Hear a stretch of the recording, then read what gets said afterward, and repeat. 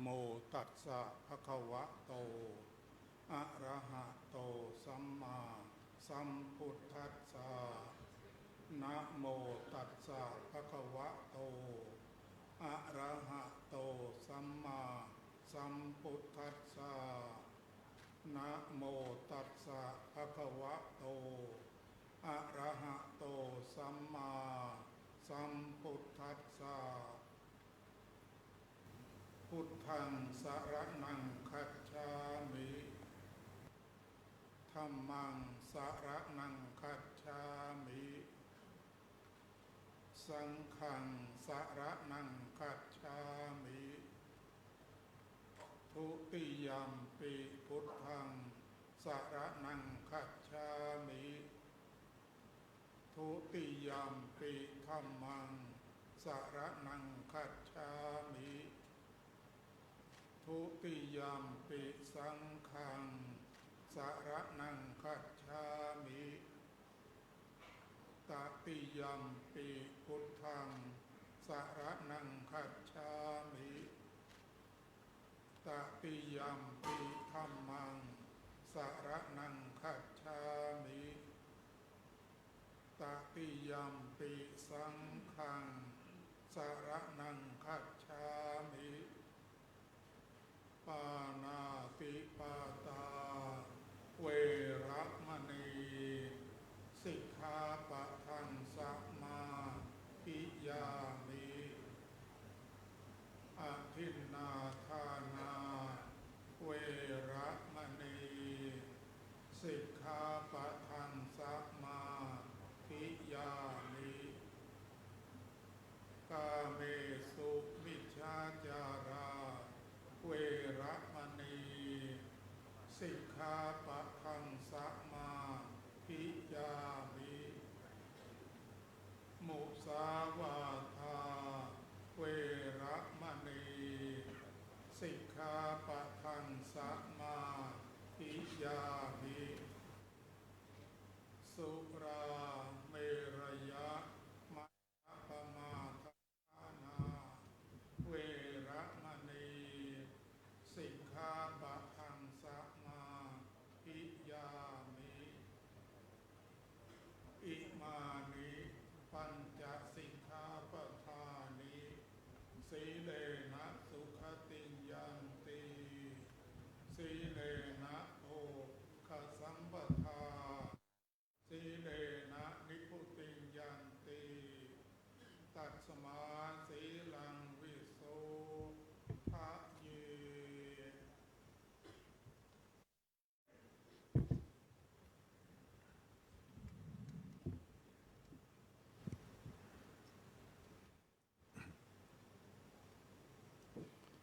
นะโมนะโมตัสสะภะคะวะโตอะระหะโตสัมมาสัมพุทธัสสะนะโมตัสสะภะคะวะโตอะระหะโตสัมมาสัมพุทธัสสะนะโมตัสสะภะคะวะโตอะระหะโตสัมมาสัมพุทธัสสะอิมานิมะยังพันเตสังฆทานานิสัปปริวารานิ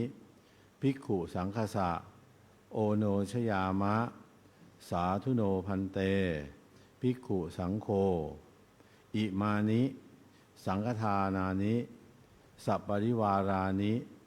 ปฏิคันหาตุอิมินาทานัสสะอานิสังเสนะทีคายุโกโหตุ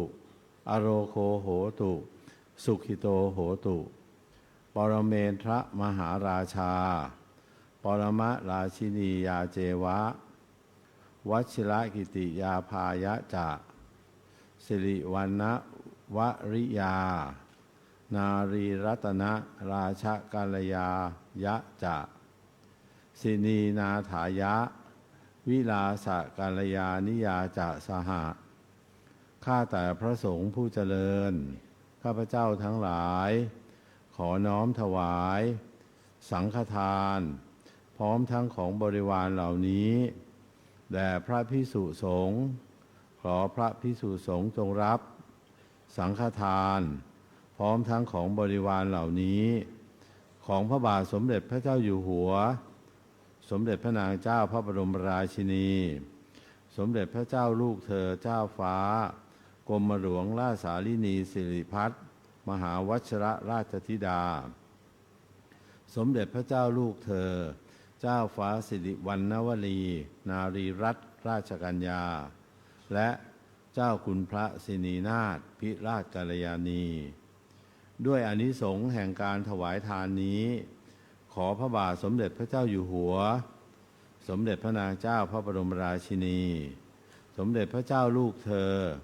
เจ้าฟ้ากรมหลวงราชสาลินีสิริพัฒน์มหาวชิรราชธิดาสมเด็จพระเจ้าลูกเธอเจ้าฟ้าสิริวัณณวรีนารีรัตนราชกัญญาและเจ้าคุณพระสินีนาถพิราชกัลยาณีผู้ทรงพระคุณอันประเสริฐประดุจฉัตรแก้วปวงชนชาวไทยจงทรงพระเกษมสำราญมีพระชนมายุยิ่งยืนนานทรงนิราชทุกโศกโรคภัยทั้งมวลทรงมีพระพลานามัยสมบูรณ์ตลอดการเป็นนิจเทินสาธุ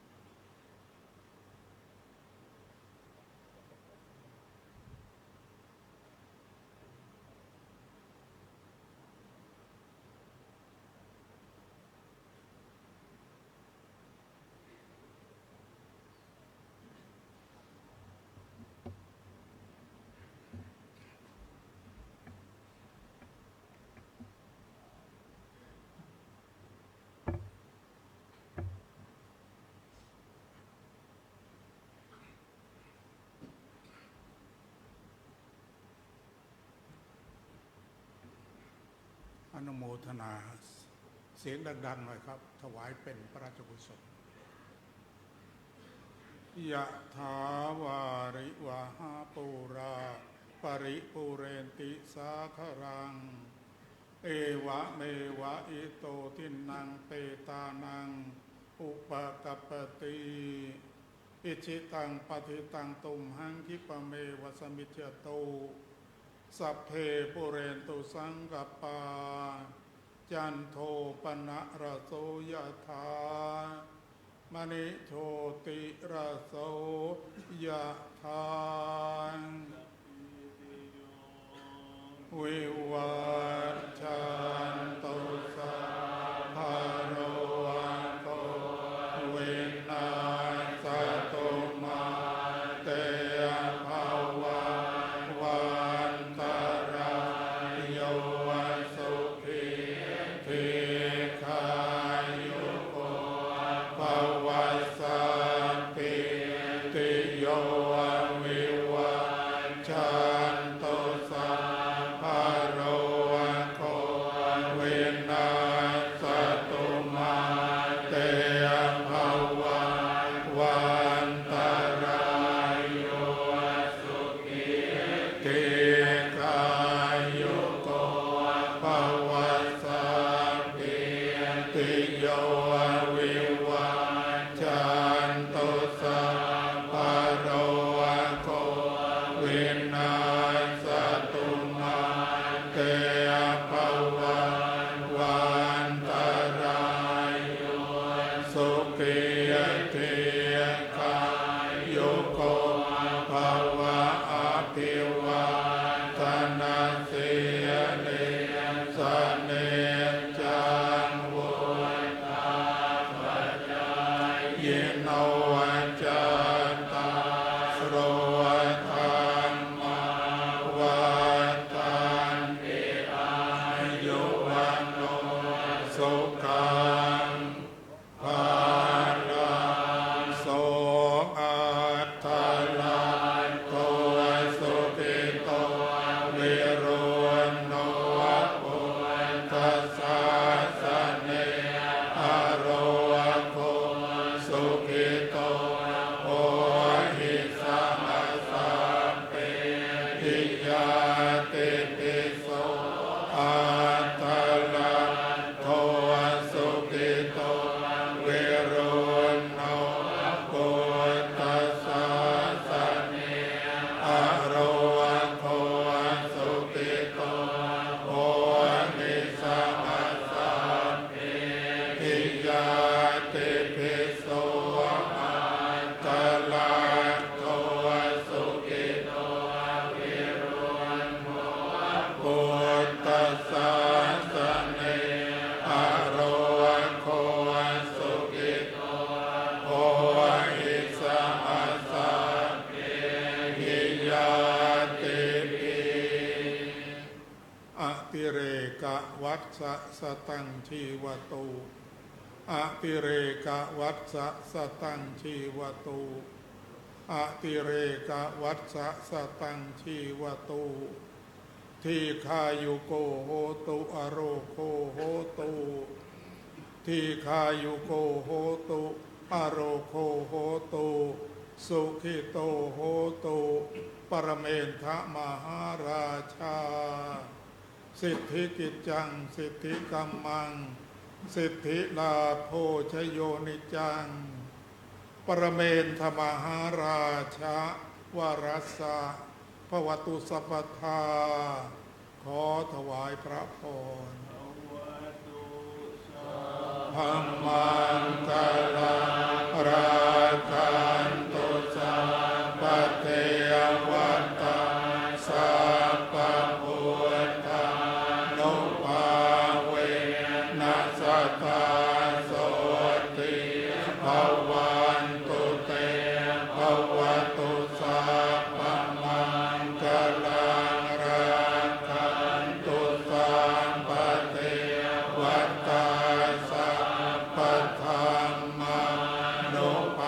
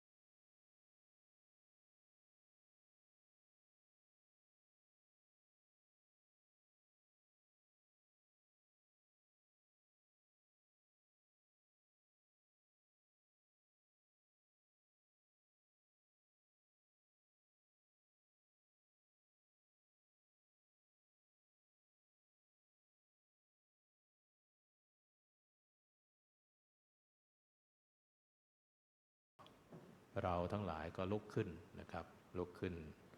เจ้าสมเด็จไปจุดธูปเทียนบูชาพระรัตนตรัยนำไหว้พระนะครับหลังจากนั้นก็จะขึ้นนั่งบนเก้าอี้นะครับอาสนะประจำเจ้าสมเด็จแต่ละหนก็ขึ้นนั่งประจำอาสนะของแต่ละหนนะครับหลังจากนั้นก็จะมีการกล่าวถวายรายงานโดยพระเดชพระคุณพระพรหมวชิรเมธี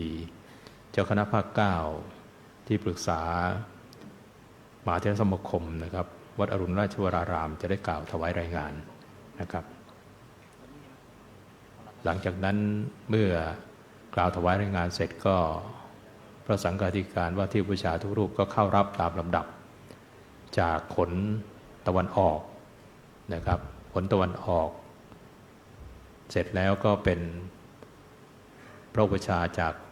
พระธรรมทูตจากต่างประเทศต่อด้วยว่าที่พระอุปชาในหนเหนือต่อด้วยหนกลางและก็หนใต้สุดท้ายหลังจากนั้นก็จะมีตัวแทนของพระอุปชาของแต่ละหนนะครับเข้าถวายสักการะนะครับ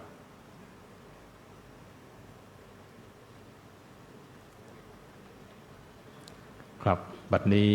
ได้เวลาสมควรขอกราบรัตนาพระเดชพระคุณเจ้าพระคุณสมเด็จพระพุทธาจารย์เจ้าคณะใหญ่หนตะวันออกประธานสมัชชามหาคณิตสอนได้เป็นประธานในการจุดธูปเทียนบูชาพระรัตนตรัยครับขอกราบรัตนาครับ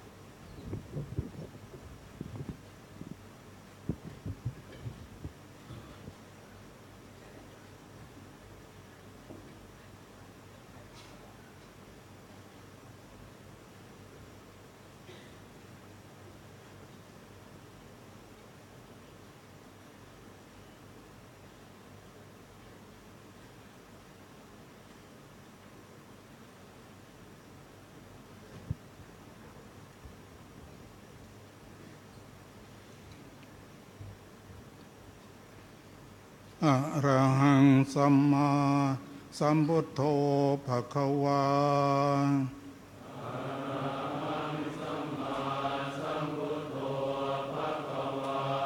พุทธังภควันตัง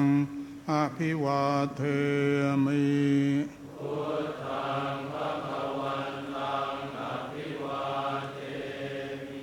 สวากขาโต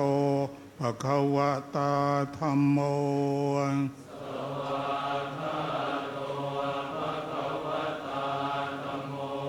ธัมมังนัมมัสสามิ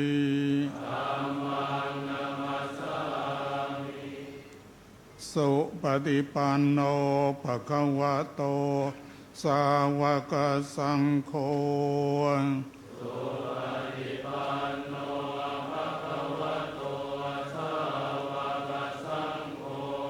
สังฆังนะมามิอันทะมยังพุทธัสสะภะคะวะโตปุปภาคณมการังกโรมาเสนะโมตัสสะภะคะวะโตอะระหะโตสัมมาสัมพุทธัสสะนะโมตัสสะภะคะวะโตอะระหะโตสัมมาสัมพุทธัสสะนะโมตัสสะภะ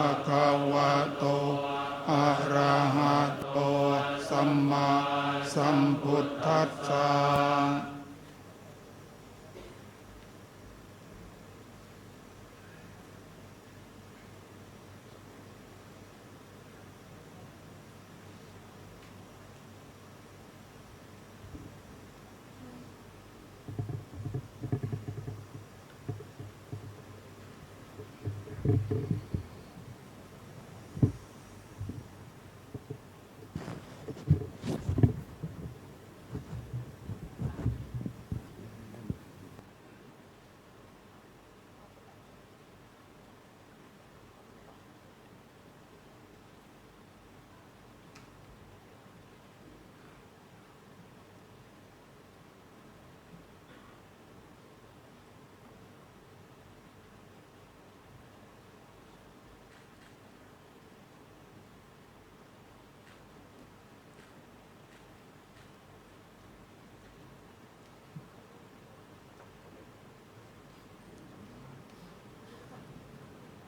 รับนิมนต์นั่งครับ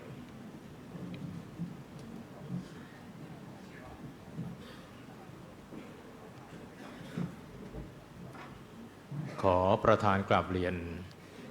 เจ้าพระคุณสมเด็จพระพุทธาจารย์เจ้าคณะใหญ่หัวตนออกประธานสมัชชามหาคณิตศรที่เคารพอย่างยิ่งเกล้าพระเทพวชิระจิรคุณรองเจ้าคณะภาค7ขอประธานอนุญาตอาราธนาพระเดชพระคุณพระพรหมวชิระเมธีเจ้าคณะภาค9วัดอรุณราชวรารามได้กล่าวถวายรายงานในนามของเจ้าคณะภาคและรองเจ้าคณะภาคทั้ง18ภาคขอกราบพระรัตนาครับ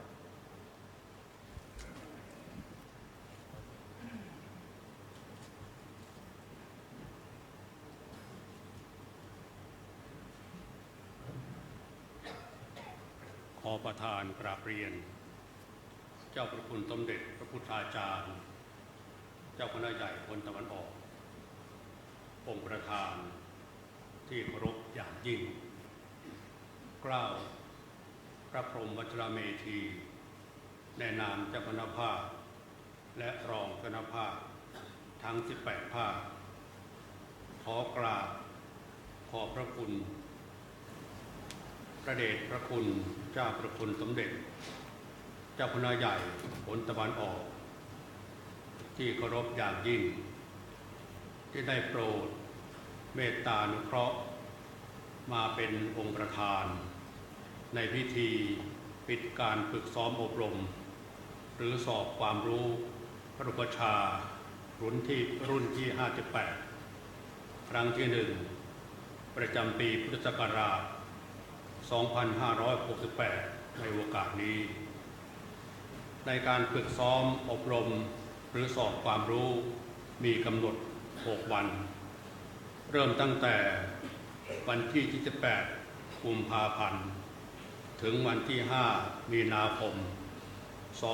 2568ได้จัดตารางฝึกซ้อมอบรมเน้นหนัก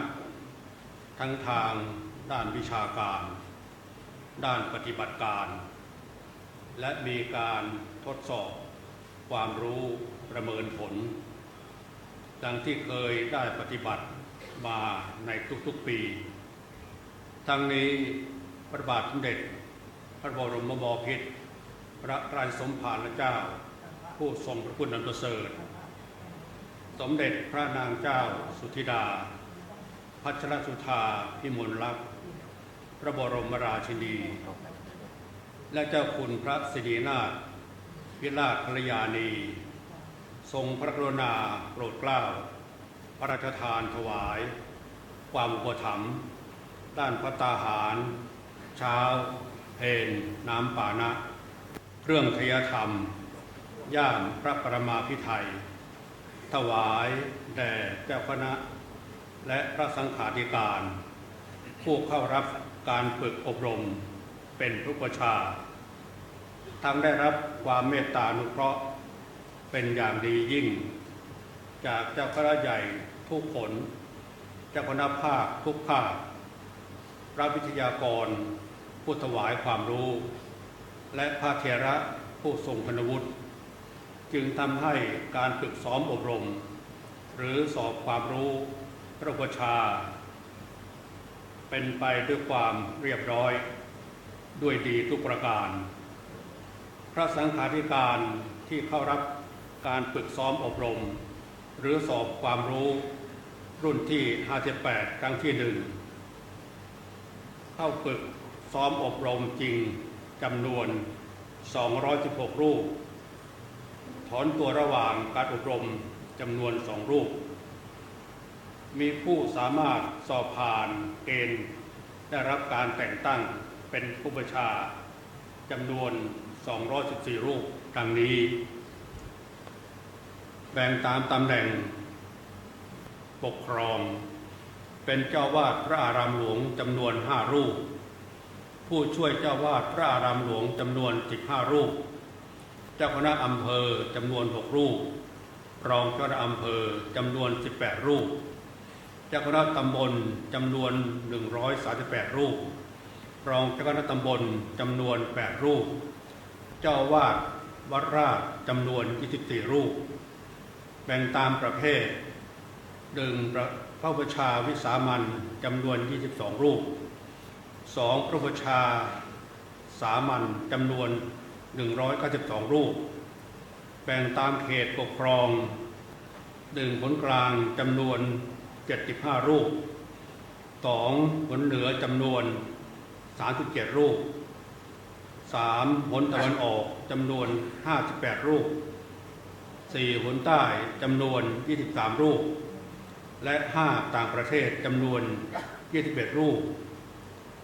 ในการฝึกซ้อมอบรมในครั้งนี้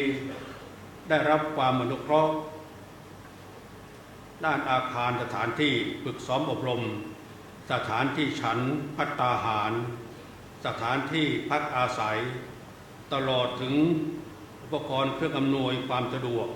และการบริการด้านต่างๆจากคณะสงฆ์วัดสามพระยาและคณะสงฆ์วัดอินทรวิหารได้รับความอุปถัมภ์เครื่องเสียงสื่อโทรทัศน์วงจรปิดเป็นอย่างดีจากพระเทพสิทธิโกศลเจ้าอาวาสวัดพระพลาชัยและเจ้าหน้าที่วัดพระพลาชัยได้รับความเมตตาอนุเคราะห์ด้านภัตตาหารชาวเพลบุคลากรและความอุปถัมภ์อย่างอื่นเป็นอเนกประการจากโรงทานคณะสงฆ์วัดไตรมิตรวิทยารามและจากพระเดชพระคุณพระพรหมโมลีเจ้าวาดวัดปากน้ำพร้อมด้วยสาธุชนผู้มีศรัทธาได้น้อมนำภัตตาหารข้าวหวานนำมาถวายการอุปถัมภ์แก่สงฆ์หมู่ใหญ่ทุกวันตลอดการประชุมอบรมจึงขออนุโมทนาขอบพระคุณทุกท่านอย่างหาที่สุดไม่ได้มาณโอกาสนี้และหวังเป็นอย่างยิ่งว่าจะได้รับความเมตตาอนุเคราะห์ความอุปถัมภ์และการสนับสนุนด้วยดีเช่นนี้ในครั้งที่2และในปีต่อไปด้วยบัดนี้ได้เวลาอันเป็นมงคลยิ่งแล้วกล้าวขอกราบเรียนเจ้าคณะใหญ่แต่ละหนได้โปรดเมตตาประทานตราตั้งพระอุปัชฌาย์แก่พระสังฆาธิการที่ผ่านการฝึกซ้อมอบรมหรือสอบความรู้พระอุปัชฌาย์เสร็จแล้วขอประทานกราบเรียนเจ้าพระคุณสมเด็จพระพุทธาจารย์เจ้าคณะใหญ่หนตะวันออกได้โปรดเมตตาประทานโอวาทและกล่าวปิดการประชุมการอบรมเพื่อเป็นสัพพสิริมงคลและเป็นแนวทางแห่งการปฏิบัติแก่พระอุปัชฌาย์สืบต่อไปการจะควรประการใดสุดแต่จะโปรด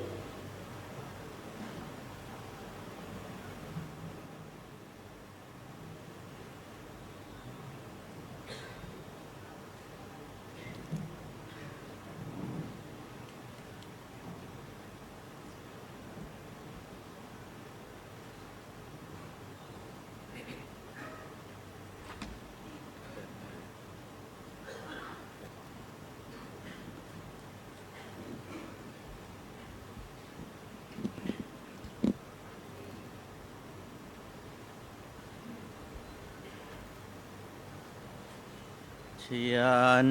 โตโพธิยามูเล ยา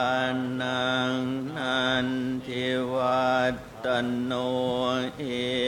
วังตวังวิชโยอิชยาสุชยมังคะเลอปราชิตปัลลังเกสีเสมปุคเรอภิเสเกสัพพพุทธานังอัคคปัตโตปโมทติสุนังสุมังคลังสุปาพาตังสุหุทิตังสุขโนสุมุหุตโตทั้งพรหมจาริสุปัฏฐขินังกายกรรมังวาจากรรมังปัฏฐขินังขินังมโนกรรมังปณิทิเตปัฏฐขินังขินานิกัตตวานลพันตเทปัฏฐขิเนชยันโตโพธิมูเลสักยานังนันทิวัตโนเอวังวิชโยโหหิชยาสุชยมังคะเลอปราชิตปัลลังสีเสปัทวิโปคเรอภิเสเกพระพุทธานังอัคคปัตโตปโมทติสุนัขตังคลังสุปภาตังสุหุทิตังสุขโนสุโมโหนจะสุยิทังพรหมจาริสุปัฏฐขินังกายกรรมังวาจากรรมังปัฏฐขินังปัฏฐขินังกรรมังปณิทิเตปัฏฐขินาปัฏฐขินานิกัตตวานตัดเทปัฏฐขิเน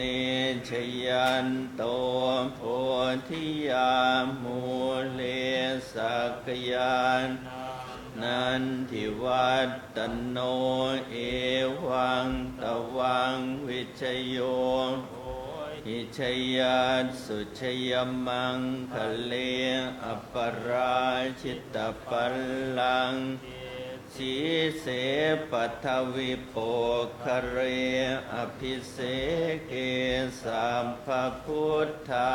นังอัคคัมปโมทติสุนัขตังสุมังคลังสุปาพาตังสุหุทิตังสุขโนโตจะสุยิทังพรหมจาริสุปัฏฐขินังกายกรรมังกรรมังปัฏฐขินังปัฏฐขินังมโนกรรมังปณิปัฏฐขินาปัฏฐขินานิกัตตวานลพันตัดเทปัฏฐขิเนชยันโตโพธิมูเลสักยานังนันทิวัตโนเอวังตวังวิชโยอิชยาสุชยมังคะเลอปราชิตปัลลังเกสีเสปัทวิโปงภิเสเกสัพพพุทธานังอัคคปัตโตปโมทติสุนังสุมังคลังสุปภาตังสุหุทิตังสุขโนสุโมโหโตท ทังพรหมจาริสุปทักขินังกายกัมมังวาจากัมมังปทักขินังปทักขินังมโนกัมมังปณิทิเตมปทักขินาปทักขินานิกัตตวานลพันตัดเทปทักขิเนชยันโตทิยามูเลสักยานตโนเอวังตปังวิชโยโหหิชยาสุชยมังคะเลอปราชิตปัลลังปัทวิโปคะเรอภิเสเกสัพพพุทธานังอาคาปัตโตปโมทติสุนัขสุมังคลังสุปปภาตังสุพุทธิตังสุขโนสุมุหุตโตพรหมจาริสุปทักขินังกายกัมมังวาจากัมมังขินังปทักขินังมโนปณิทิเตปทักขินาปทักนิกัตตวานลพันตัดเทปทักขิเนชยันโตทิยามูเลสักยานังนันทิวัตโนตวังวิชโยโหหิชยาสุชยมังปราชิตปัลลังเกสีเสปัทวิโภคอภิเสเกสัพพพุทธานังอัคคปัตโตติสุนัขขัดตังสุมังคลังสุปปภาตังสุพุทธิตังสุโมโหโตจะสุยิตถังพรหมจาริสุปทักขินังกายกัมมังวาจากัมมังปทักขินังปทักขินังมโนกัมมังปณิทิเตมกิตนาปทักขินานิกัตตวานลพันตัดเทปทักขิเนชยันโตมูเลสักยานังนันทิวัตโนเอวังตวังวิชโยโหหิชยาสุชยมังอปราชิตปัลลังเกสีเสปัทวิโภคอภิเสเกสัพพพุทธานังอัคคปัตโตปโมทติสุนัขขัดตังสุปปภาตังสุพุทธิตังสุขโนจะสุยิตถังพรหมจาริสุปทักขินังกายกัมมังกัมมังปทักขินังปทักขินังมโนกัมมังเตปทักขินาปทักขินานิกัตตวานลพันตัดเถมขิเนชยันโตโพธิยามูเลนังนันทิวัตโนเอวังตวังวิชโยโหหิชยาสุชยมังอปราชิตปัลลังเกสีเสปัทวิโภคะเรเกสัพพพุทธานังอาคาปัตโตขัดตังสุมังคลังสุปปภาตังสุพุทธิตังสุขโนจะสุยิตถังพรหมจาริสุปทักขินังกายกัมมังกัมมังปทักขินังปทักขินังมโนกัมมังปณิทิเตม ปัทาคินานิกตวานลพันตัดเทปัทาคิเนชยันโตโพธิยามูเลสักยานังนันทิวัตตโนตวังวิชโยโหหิชยาสุชยมังอปราชิตปัลลังเกสีเสปัทวิโปงอภิเสเกสัพพพุทธานังอาคัปปัตโตปโมทติสุนัขขัดตังสุมังคลังสุปปาตังสุหุทิตังสุขโนสุมุหุตโตทังพรหมจาริสุปทาขินังกายกรรมังวาจากรรมังปทาขินังปทาขินังมโนกรรมังทิเตปทาขินาปทาขินานิกตวานลพันตัดเต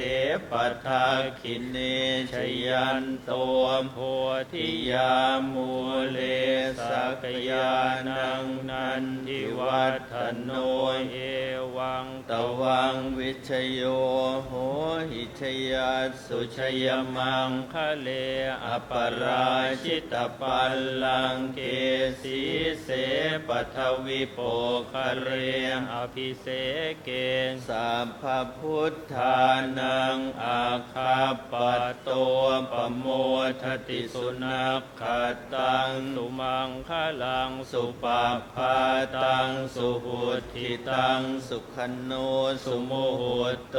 จะสุยิทังพรหมจาริสุปทาขินังกายกรรมังวาจากรรมังปทาขินังปทาขินังมโนกรรมังปณิทิเตปทาขินาปทาขินานิกตวานรพันตัดเทปทาขิเนชยันโตโพธิยามูเลสักยานังนันทิวัตโนเอวังตวังวิชโยโหหิชยสุชยมังคะเลอปราชิตปัลลังเกสีเสปัทวิโปคะเลอภิเสเกสัพพพุทธานังอาคัปปัตโตปโมทติสุนัขขัดตังสุมังคลังสุปปภาตังสุหุทิตังสุขโนสุโมโหโตจะสุยิทังพรหมจาริสุปทาขินังกายกรรมังวาจากรรมังปทาขินังปทาขินังมโนกรรมังปณิทิเตปทาขินาปทาขินานิกตวานลพันตัดเทปทาขิเนชยันโตโพธิยามูเลสักยานังนันทิวัฒโนเอวังตวังวิชโยโหหิชยานสุชยมังคะเลอปราชิตปัลลังเกสีเสปัทวิโปคะเรอภิเสเกสัพพพุทธานังอาคัปปัตโตปโมทติสุนัขขัดตังสุมังคลังสุปภาตังสุหุทิตังสุขโนสุโมโหโตจะสุยิทังพรหมจาริสุปทังกายกรรมังวาจากรรมังปทาขินังปทาขินังมโนกรรมังปณิทิเตปทาขินาปทาขินานิกตวานรพันตัดเทปทาขิเนชยันโตโพธิยามูเลสักยานังนันทิวัตโนเอ วังตวังวิชโยโหหิชยาสุชยมังคะเลอปราชิตปัลลังเกสีเสปัทวิโปคะเรอภิเสเกสัพพพุทธานังอัคคปัตโตปโมทติสุนัขขัตตังสุมังคลังสุปภาตังสุหุติตังสุขโนสุโมโหโต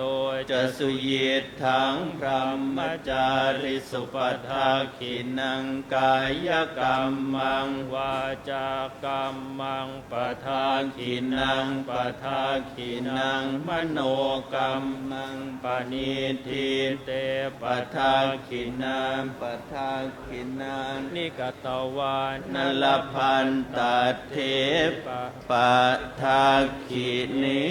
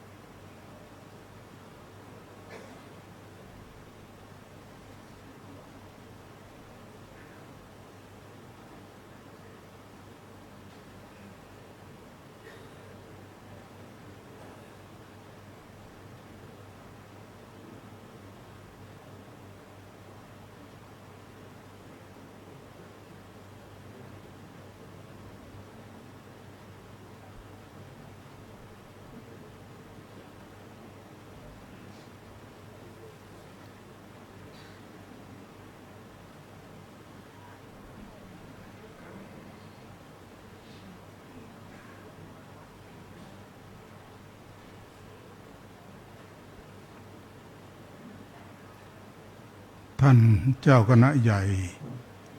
ทุกๆหนท่านสมัชชามหาคณิสรเจ้าคณะภาครองเจ้าคณะภาคทั้ง18ภาค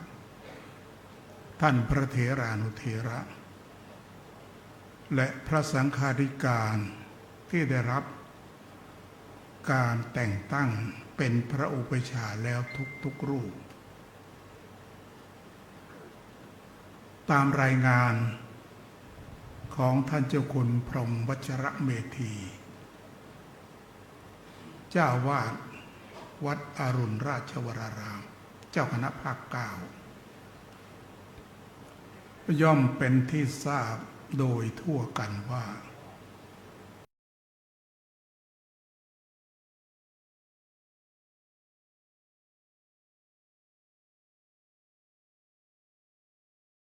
การคัดกรองคัดเลือกนำกุลบุตรคนดีเข้ามาเป็นสมาชิกในหมู่สงฆ์ในพระศาสนาแล้ว ยังต้องทำกิจอื่นๆอีกภายหลังจากการให้บรรพชาอุปสมบทแล้ว คือต้องปกครองดูแลอบรมสั่งสอนสัตธิวิหาริกของตนให้เป็นภิกษุสมณเณรที่ดีมีความประพฤติดีปฏิบัติชอบตามพระธรรมวินัยเหมือนบิดาให้กำเนิดแก่บุตรแล้วมีหน้าที่จะต้องรับผิดชอบในการปกครอง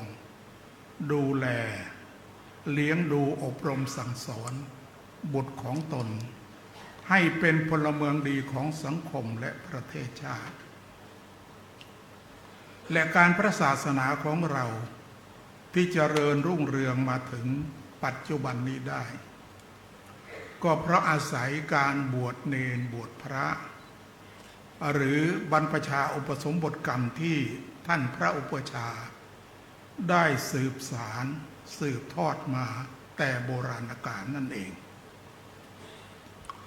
ตราตั้งที่ท่านพระอุปชาทุกรูปได้รับแต่งตั้งจากเจ้าคณะใหญ่ทุกหนไปแล้วนั้น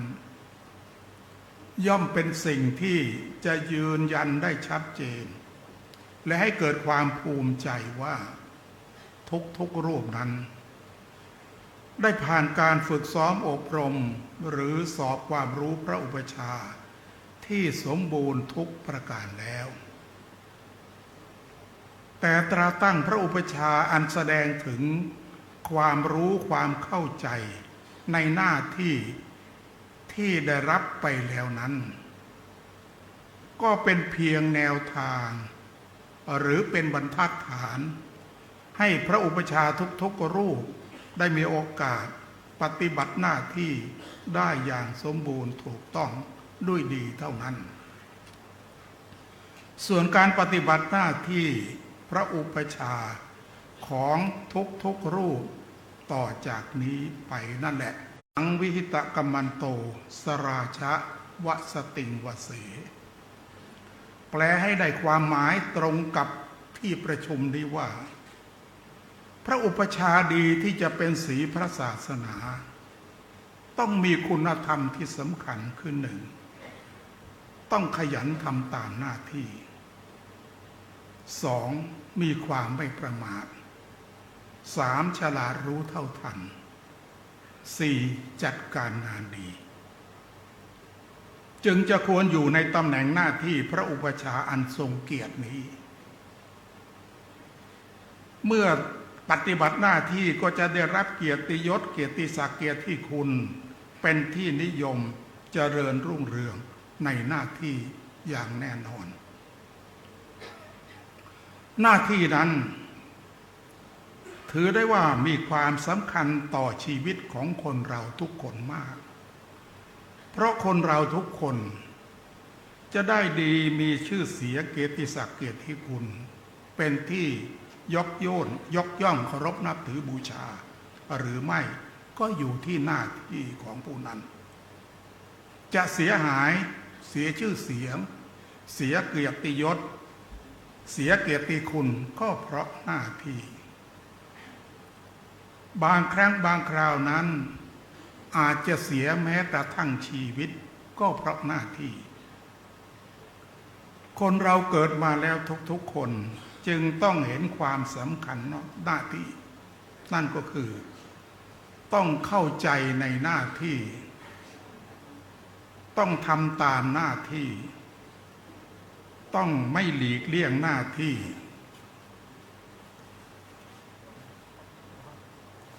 ต้องไม่ทำเกินหน้าที่ต้องไม่ก้าวก่ายหน้าที่เมื่อเราทำได้ดังนี้ก็จะชื่อว่ามีเห็นความสำคัญของหน้าที่ก็จะเป็นคนที่ได้รับชื่อเสียงเกียรติศักดิ์เกียรติคุณเป็นที่ยกย่องเคารพนับถือบูชาของสังคมอย่างแน่นอน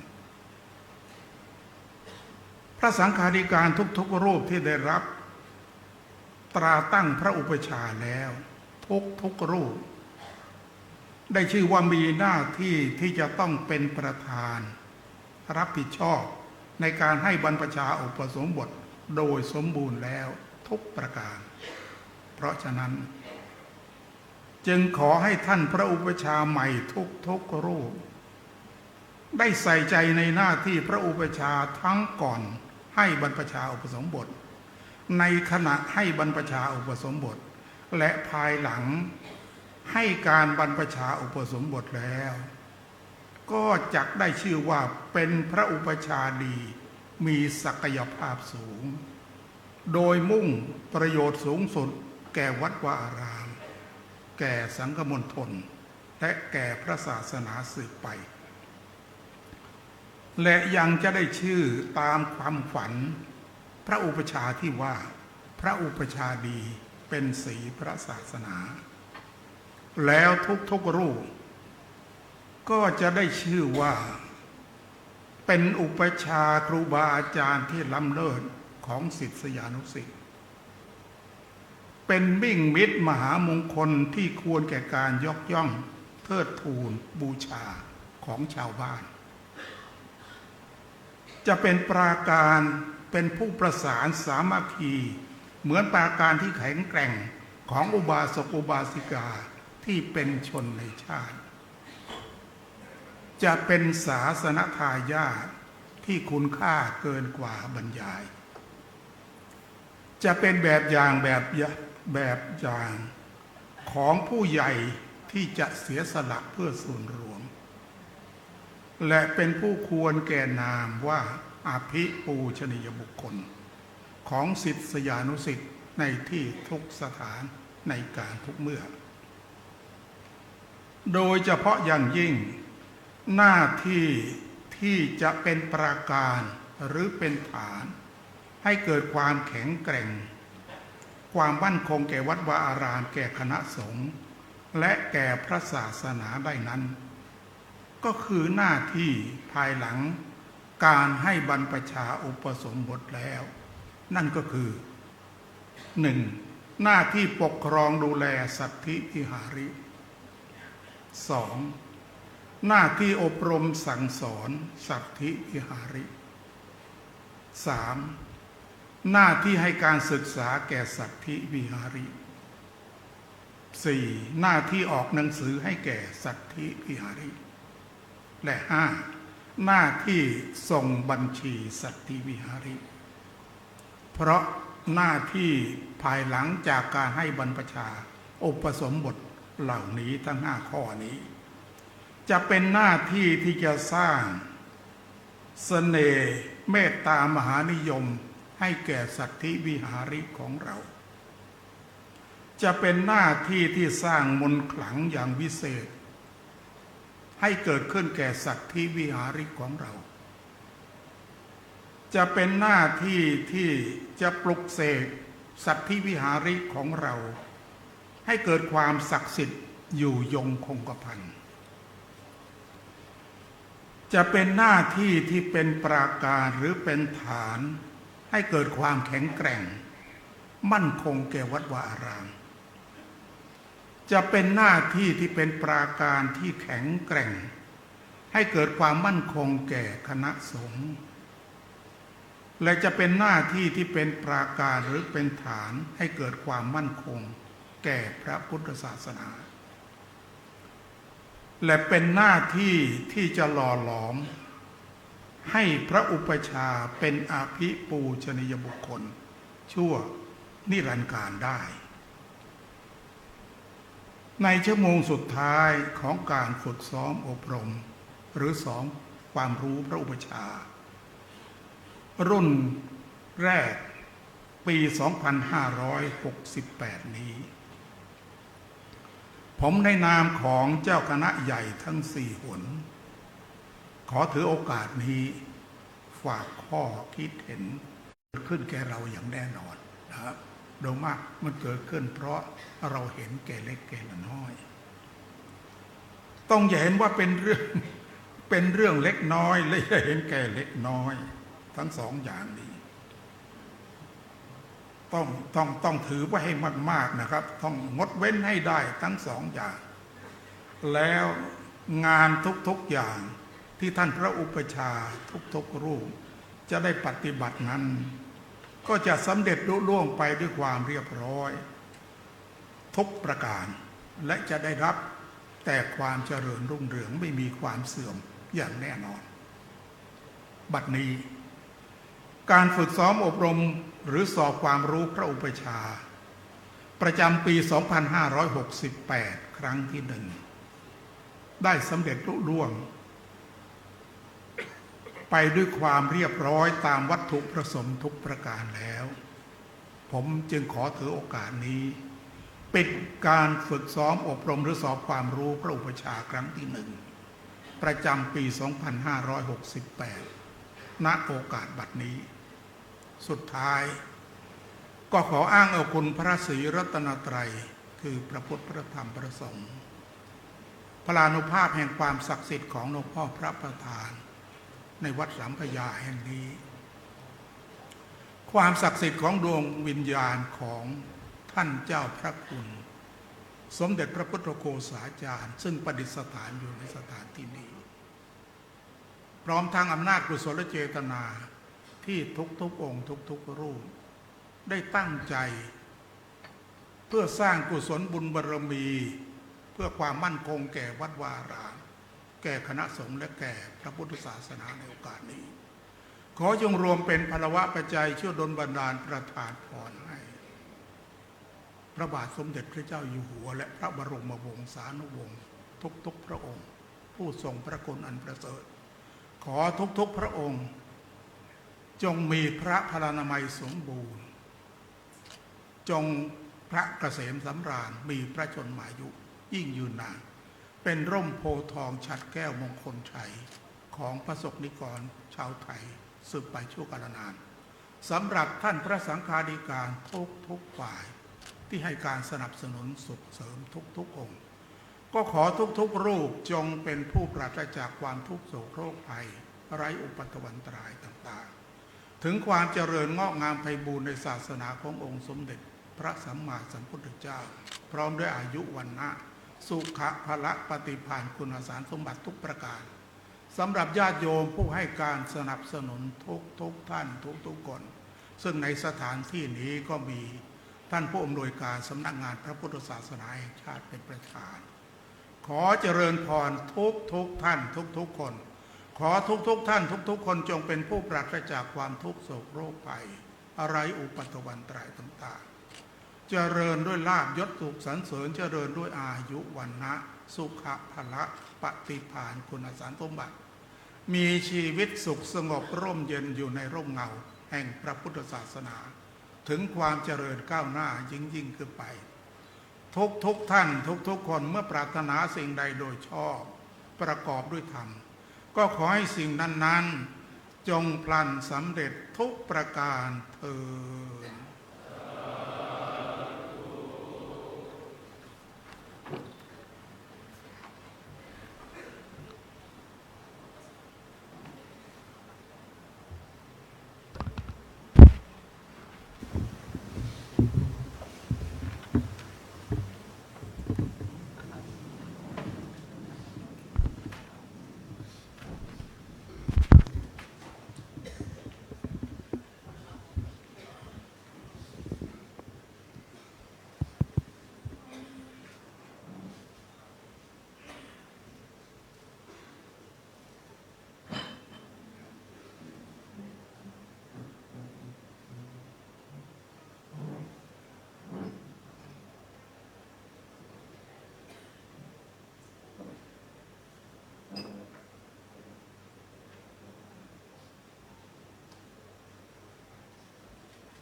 อะระหังสัมมาสัมพุทโธภควา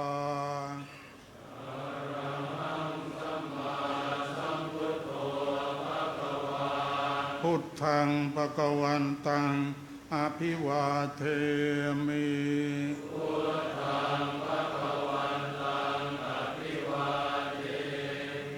สวากขาโตภควตาธัมโม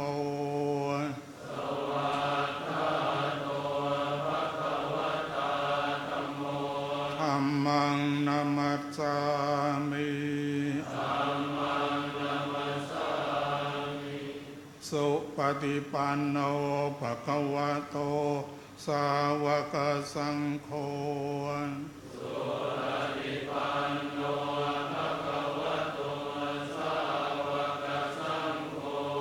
สังฆังนะมามิ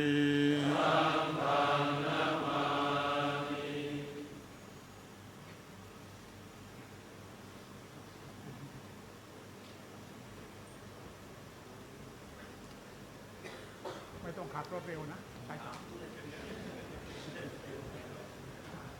ในนามพระอุปชฌาย์รุ่นที่ 58 ครั้งที่ 1 ประจำปี 2568 ทุกรูป ขอกราบขอบพระคุณ